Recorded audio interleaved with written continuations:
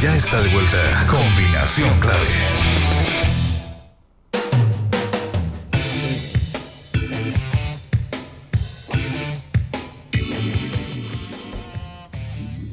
Todo el fútbol durante la Copa Confederaciones puede verlo usted en el lobby bar del Hotel Sheraton Santiago. Tiene pantalla gigante Full HD para ver y gritar todos los goles de la Copa Confederaciones 2017. Además, el lobby bar tiene ricas opciones de snacks, pizzas, sándwich y tragos con actividades todos los días, música en vivo los martes y viernes, promociones con marcas, desfile de moda, todo esto los días miércoles. Así es que lo están esperando en Sheraton Santiago.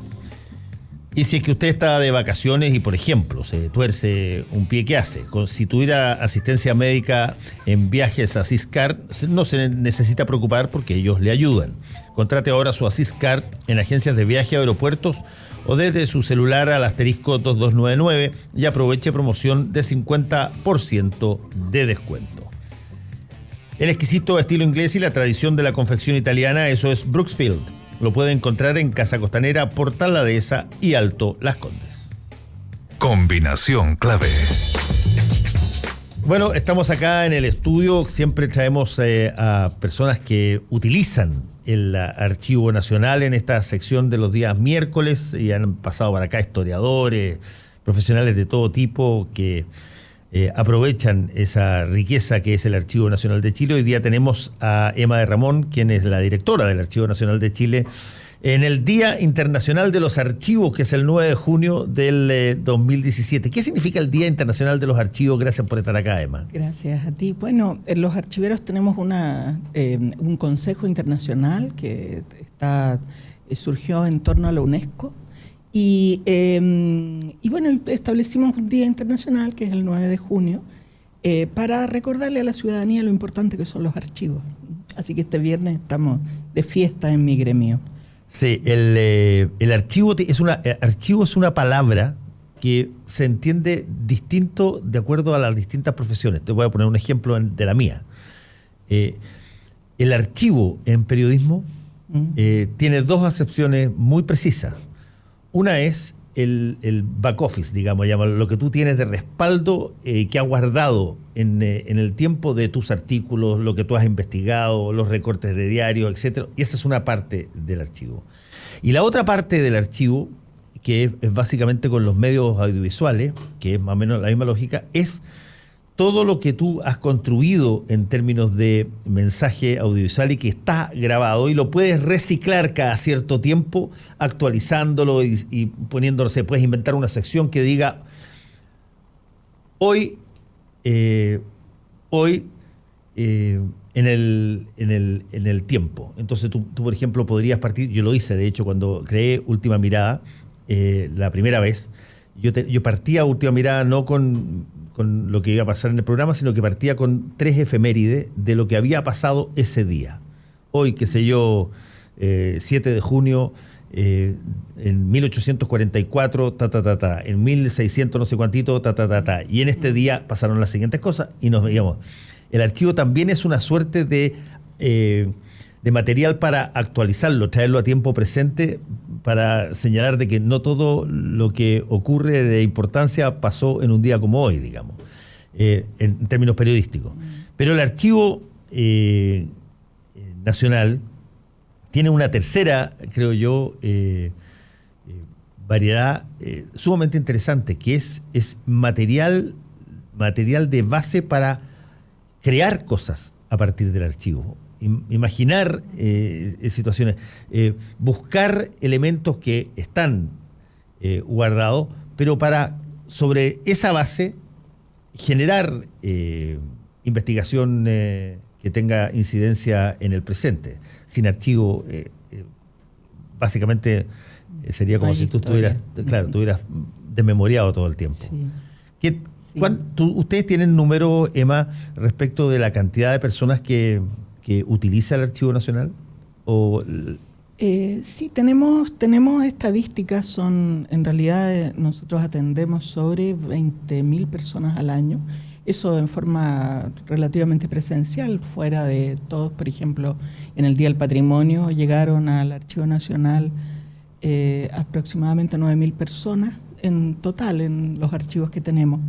Pero me gustaría volver a lo que tú dijiste, porque, claro, la palabra archivo en castellano es muy amplia, llamémosla así. Muy amplia, porque hace referencia al lugar donde tú tienes tus archivos, también hace referencia a los documentos específicos que tú tienes y también hace referencia a la institución archivística. El Archivo Nacional se llama Archivo Nacional y es una institución. Claro, por ejemplo, la mayoría de los medios y también los periodistas, me imagino, tienen sus propios archivos. Hay archivos notables, el archivo de Televisión Nacional, por ejemplo, que tiene imágenes, me imagino el de Canal 13, yo no lo conozco, pero debe ser lo mismo. También. Imágenes desde... Y de televisión también. Que se han utilizado muchas veces, se utilizan en documentales, y van guardando ellos, y no solamente en el archivo mismo, pero van guardando lo que producen los canales. También los periódicos, los diarios tienen sus archivos. Hace unos años se transó, que nosotros nos opusimos fuertemente, el archivo del diario La Nación se vendió a una universidad privada, sí, por ejemplo, porque se consideró su activo. Es decir, tiene otra ventaja el archivo audiovisual para no... Tiene una ventaja. Si yo quiero crear un programa de media hora o una hora que se llame Pasó en Chile un día, y yo traigo a recuerdo situaciones. El valor de costo de ese programa es bajísimo, porque ya el archivo lo tengo. Claro. Está ahí. Y eventualmente puede la rentabilidad del programa, si es que lo coloco en un espacio donde el rating del programa anterior o el que sigue es relativamente alto, me reditúa gigantescamente. El archivo tiene valor muy bajo en términos de costo versus si es que yo quiero hacer un estelar y tengo que contratar gente y traer artistas donde me cuesta una barbaridad, digamos. Claro, y en ese mismo sentido lo que te quería explicar es que nuestra actividad consiste en poder dar acceso a esa documentación. Desde conservarla bien, porque naturalmente estos archivos se van borrando por el paso del tiempo, muchos son magnéticos, entonces van haciendo, no sé, me imagino las cosas y las... átomos allá adentro y entonces vamos, por ejemplo, perdiendo parte de la información, pero también en organizarla de tal manera que tu búsqueda para hacer tu programa, ocurrió en Chile un día, sea más rápida. Uno de los grandes problemas que nosotros tenemos en el Estado, a niveles de gestión, de archivos administrativos, lo que nosotros llamamos los archivos intermedios, es que no están bien organizados de tal manera que se pierden unas horas inmensas de trabajo que se han calculado sobre los 5.000 millones de pesos al año en Chile de los funcionarios públicos buscando información que no encuentran.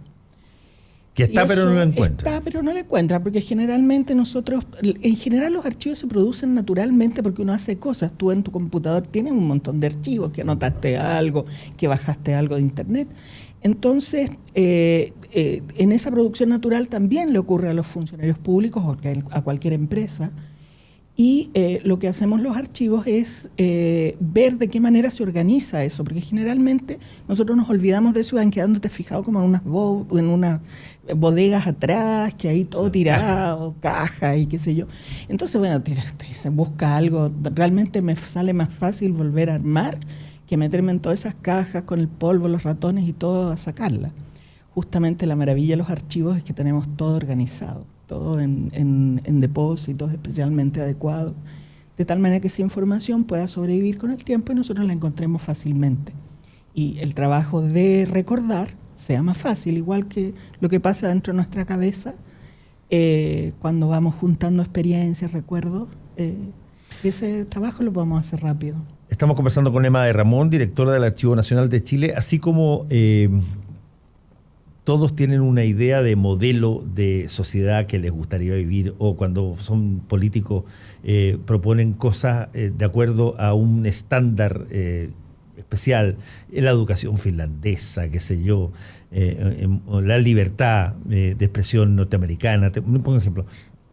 ¿Cuál es el modelo que tú tienes, Emma, del archivo perfecto, el archivo extraordinario que hoy día funciona? ¿Dónde está ese archivo? ¿Qué te gustaría traer del estándar máximo que hoy día funciona en términos de archivo? Bueno, yo te diría que en materia de archivos nosotros hemos ido avanzando con los años, pero estamos muy lejos de poder tener acceso a la documentación. Porque tú te fijas que hay una dimensión democrática en esto, incluso de gobernanza, cuando yo te decía que se demora uno mucho en encontrar una información. Claro, pero además no solo eso, sino que está escondida de tal manera que no está a la vista de los ciudadanos. O sea que si un ciudadano se le ocurre, no sé, pues conocer la agenda de algún funcionario público, le es difícil entrar a la web, encontrar aquello, saber por qué tomó decisiones que tomó. Hay una dimensión, como te digo, de participación, de ciudadanía que tienen los archivos que ninguna otra institución tiene.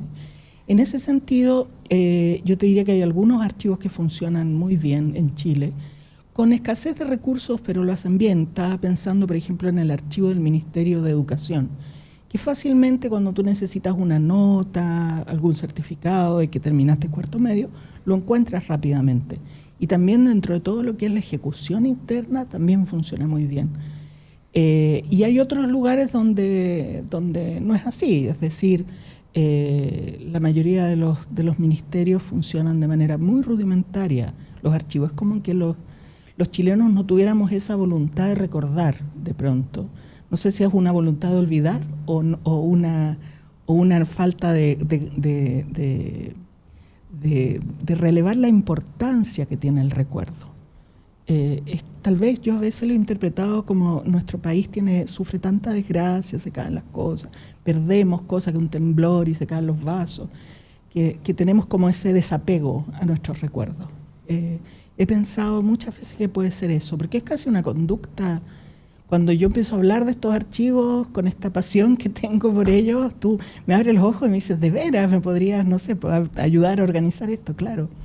Esa es nuestra profesión y es una profesión muy, muy olvidada, poco conocida. ¿Cómo se genera profesionalmente un archivero? ¿Hay una carrera de eso o tú vas a bibliotecología y a partir de ahí sale el mira, archivero? nosotros fluctuamos, no hay una carrera de archivística, ahora recién se están implementando algunas en la Universidad Alberto Hurtado, por ejemplo, pero es bibliotecología, pero tiene un poco más de énfasis en archivística. Y nosotros ahora en la Universidad de Chile, Archivo Nacional y Universidad de Chile, generamos un diplomado en archivística, que este año es su primer año. Fuera de eso, todos los demás somos autodidactas. Hemos ido aprendiendo con la pasión, yendo al extranjero a estudiar. Y yo vengo del área de la historia, muchos de mis colegas también. Hay otros que vienen de la antropología, de la bibliotecología. En general somos personas que de pronto nos encontramos con el archivo y nos empezamos a maravillar con las posibilidades que da, con los desafíos que da el archivo. Pero yo me acuerdo, y te voy a contar esto porque lo conocí muy de cerca, cuando después del retorno a la democracia, tú recibes los canales de televisión y recibes montañas de cassettes, de VHS y algunos en 1 pulgada, otros en media pulgada, otros en 3/4 pulgada, había de todo, no existía la digitalización todavía, y no sabes lo que tienes durante mucho tiempo en archivos ahí. Y por lo tanto tienes que poner a gente a mirar estos videos y catalogarlos. Pero para mirarlos y catalogarlos tienes que haber tenido una mínima noción de quiénes son las personas que aparecen ahí. Por lo tanto necesitas personas, el que catalogaba tenía que tener una relativa cultura respecto de poder identificar, por ejemplo, a los políticos de, qué sé yo, a principios de los 70. Y estamos hablando de los 90. De poder entender quiénes eran las personas porque no los habías visto ni sabías quiénes eran, pero estaban registrados en los archivos. Y era una tarea súper difícil. Exactamente. Hacerlo cuando tú recuperas un archivo histórico en términos noticiosos y tienes que catalogarlo y para eso tienes que saber bajo qué etiqueta lo colocas, qué sé yo, pero para colocar el nombre de la etiqueta tienes que saber quién es el nombre de la persona y muchas veces no se sabe. Claro, por ejemplo... Se pierde quizás mucho archivo así. Claro, un discurso como el de la presidenta, el último discurso. tú no vas a estar la hora y media que habló buscando el minuto en lo que se refirió al tema que tú buscas. Entonces nosotros hemos desarrollado también ciertas especialidades que son de ponerse a ver esos discursos junto con otros. Entonces en el minuto 1 al 1 y medio se refiere a tal cosa, del 1:31 al 5 a tal otra cosa. Y vamos describiendo de acuerdo a ciertas normas que son internacionales, vamos poniendo ahí la información. ¿Quién es el productor del documento? ¿De qué se trata? ¿Cuánto tiempo dura?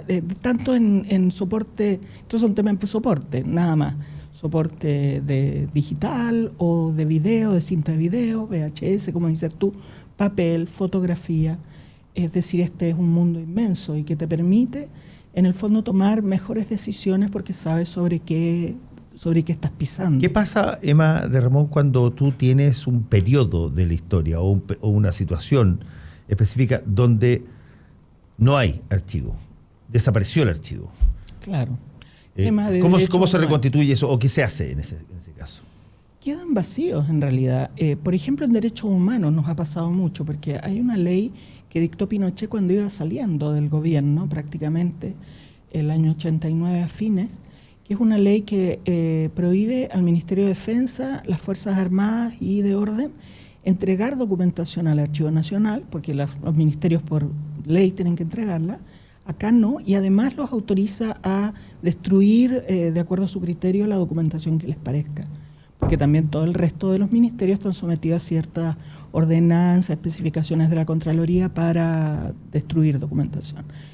Entonces, bueno, lo que pasa ahí es que los familiares que están tratando de reconstruir, porque finalmente los archivos también son evidencia. Por ejemplo, si volvemos a algunos documentos, por ejemplo, los que tiene Televisión Nacional, que es el archivo que yo conozco mejor, algunos periodistas en el año 73 tomaron algunas grabaciones, por ejemplo, los detenidos en el Estadio Nacional, en Pisagua, en la salida desde La Moneda. Entonces se pueden establecer solamente a partir de imágenes cuando algún sujeto de los que después fueron detenidos, desaparecidos, estaba en algún lugar. Eso es una evidencia y permite a un juez tomar ciertas decisiones y poder orientar su investigación.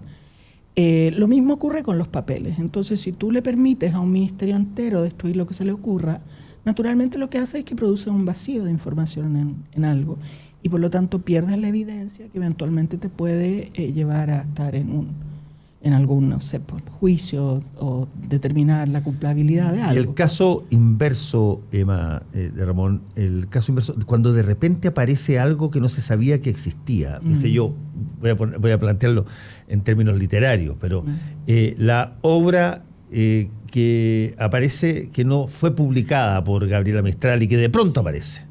¿Qué tanto es la posibilidad o la factibilidad de que aparezca archivo que no era conocido respecto de él? Claro, muchas veces ocurre eso. Por ejemplo, hace poco, dentro de una documentación que dejó un antiguo embajador de Chile en España, se encontraron alrededor de 14 cartas entre este embajador, que era Carlos Mola Vicuña, y Miguel Hernández. ¿El escritor? El escritor, sí, el poeta, que este año se celebra el año de Miguel Hernández además. Y en esas cartas se pudo establecer que este embajador, él mismo de su propio bolsillo, pagó durante mucho tiempo una especie de pensión a la mujer de Miguel Hernández para que viviera, simplemente porque había conocido a Miguel Hernández en una oportunidad y le había parecido un tipo maravilloso.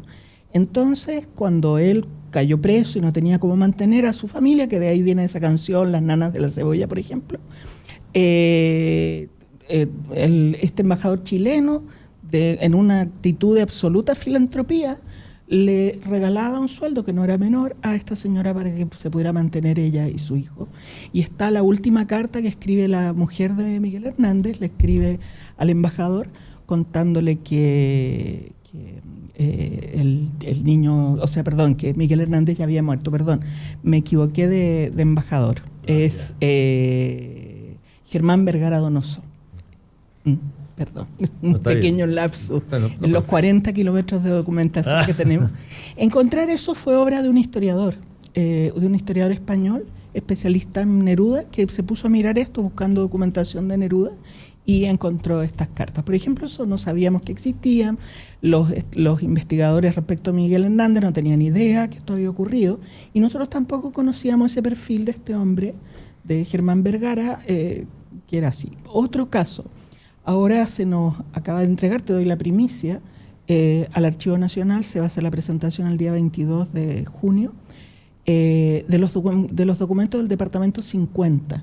Esto fue un departamento que existía en la Policía de Investigaciones en los años 40, que era especialista, era un escuadrón de inteligencia antinazi, que lo que hacía era investigar a los militantes nazistas en tiempo en Chile.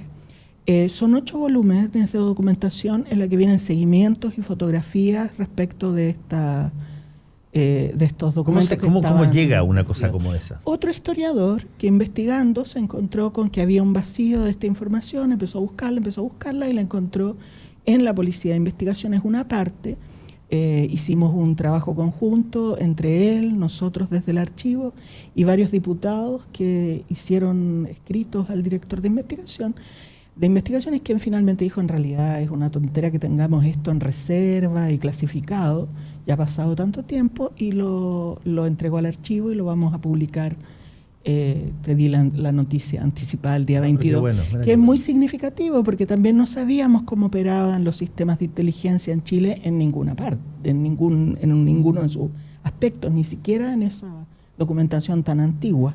Hoy día, Emma de Ramón, tú como directora del Archivo Nacional, ¿nos podrías comunicar de qué formas uno puede acceder al archivo? ¿Tú puedes ir presencialmente? ¿Tienes además por internet? Claro. ¿Cómo lo haces? Bueno, el Archivo Nacional es completamente abierto, no hay ningún documento secreto. Nosotros tenemos documentación desde hace 5 años atrás. La ley dice que con 5 años de antigüedad nos llega la documentación de los ministerios. Y ahora vamos aproximadamente en el año 2012, 2013. De ahí hacia atrás está todo y cualquier ciudadano puede ir, presentarse y pedir todo lo que se le ocurra. Y naturalmente pedirle ayuda a los archiveros porque es un mar de cosas que hay que ver que le interesa conocer. Nosotros en eso los podemos orientar, para eso tenemos catálogos y otras medidas. Pero también en nuestra página web tenemos cada vez más información subida. Ya van más deben ser alrededor de 3,5 millones de imágenes, de documentos. Y a partir ¿Digitalizan también texto? Nosotros vamos digitalizando al mismo tiempo. Estos son procesos lentos. Sobre todo, no, hoy día la digitalización no es cara. Lo que pasa es que es compleja, porque si tú digitalizas así, porque digitalizas nomás, agarras tu libro, tu documentación, lo único que hace es duplicarla. El punto es poder encontrarla después. Sí, en esto siempre es encontrar la información. De tal manera que la digitalización va con ciertos metadatos y formas de organización documental que permite hacer más lógica la entrada a la información, que generalmente es, pero muy abundante. O sea, uno puede ir al archivo con una idea vaga de yo quiero, por ejemplo, averiguar, voy a inventarte una cosa, pero alguna vez mi papá me dijo que el primer Paulsen que llegó a Chile era una pareja de hermanos que venían de Dinamarca, no se sabe si porque eran piratas o arrancados o lo que sea, pero que uno de ellos había sido cónsul de Dinamarca en Valparaíso. Y yo podría, por ejemplo, llegar a este personaje solamente diciendo quiero saber si es que efectivamente existió un Paulsen, y ahí me ubican cómo y me empiezan a generar. Claro. Sí, hay mucha información sobre migrantes. A mí, ya que era de Valparaíso, mi mamá siempre decía que su abuela, o sea, mi bisabuela, mi tatarabuela, mi bisabuela recién, que era panadera, que tenía una panadería en Valparaíso. Y un día mirando, cuando antes de ser directora, que tenía tiempo de investigar, en Intendencia de Valparaíso, claro, habían hecho un registro de las panaderías y ahí aparecía mi bisabuela con su panadería, el lugar donde estaba, cuántos empleados tenía, cuál era su promedio anual de ingreso. Estaba perfecta mi bisabuela. Algo así también, si era cónsul además, o algún tipo de cónsul honorario de haber sido. Debe aparecer en Ministerio de Relaciones Exteriores, y así lo vamos buscando más o menos por la época. Uno va viendo por años, porque si no son pero cientos de volúmenes la información. Ya, pero en general pero tú puedes llevar algo tan vago como eso y a ti te ayudan para intentar canalizarlo exactamente hacia lo que buscas. ¿Y tiene costo la búsqueda esta? Ningún costo. Lo que tiene costo, si tú quieres, son imágenes, pero incluso nosotros permitimos que se saquen imágenes con el celular y sin flash, ¿no? La puedes llevar inmediatamente. Además hay formas de encontrar información. Por ejemplo, si tus abuelos compraron algo en alguna parte, alguna propiedad, nosotros tenemos los registros de propiedades, los conservadores de bienes raíces, prácticamente todo lo que está en el archivo se digitaliza. Lo que tenemos es el tiempo ese entre que llega la documentación, pasa al proceso de digitalización y luego queda a disposición. Fuera de ser una especie como de banquete ideal para los historiadores, ¿qué otro tipo de personas profesionalmente van a buscar información en los archivos? Hoy día yo me imagino que hay, como les salió competencia a los historiadores en hacer libros de historia, porque hay escritores que están escribiendo historia y que lo hacen Baladit, qué sé yo, Carlos Chomben, son y que han sido muy populares y probablemente necesitan ambientar sus novelizaciones históricas. Bueno, el archivo es fantástico, pero hay también, por ejemplo, médicos, hay otras profesiones que les interesa ir a buscar al archivo historia. Yo pienso arquitectos, por ejemplo. Claro, porque también eso tiene su propia historia. Nosotros también tenemos colecciones grandes, fondos de mapoteca, de planos y mapas, por ejemplo. Claro, eso, antropólogos, te decía yo, muchos periodistas, pero bueno, siempre el grueso son historiadores, sobre todo los que se mantienen más en el largo plazo, porque los historiadores postulan a fondos, a becas, y con eso ellos pueden mantener el trabajo en los archivos. El archivo es la base de la historia, sin eso no hay posibilidades de hacer nada. El 9 de junio de este año 2017 es el Día Internacional de los Archivos. ¿Va a haber alguna ceremonia especial? Tenemos un seminario internacional, hemos traído a alguna gente. Nosotros, como te decía, nuestro desarrollo académico todavía es muy primario, entonces hemos traído gente de fuera para hablar de temas muy archivísticos como la conservación y lo que se llama la valoración documental, que es justamente por qué y cómo eliminamos documentos, qué documentos podemos y cómo podemos llegar a la conclusión que esos documentos ya no nos van a servir, por ejemplo. Que eso es toda una especialidad de la archivística súper interesante. La conservación, te decía yo, también el tema de derechos humanos y el tema archivos y educación, que eso en Francia está muy desarrollado. Trajimos una persona que coordina los archivos franceses en temas de acceso a los archivos de parte de estudiantes, desde muy chiquitito hasta cuarto medio, digamos. Emma de Ramón, directora del Archivo Nacional de Chile, gracias por haber estado acá con nosotros en Combinación Clave, y le damos a todos ustedes una despedida y que lo pasen muy bien hoy día. Chao. Asistencia médica en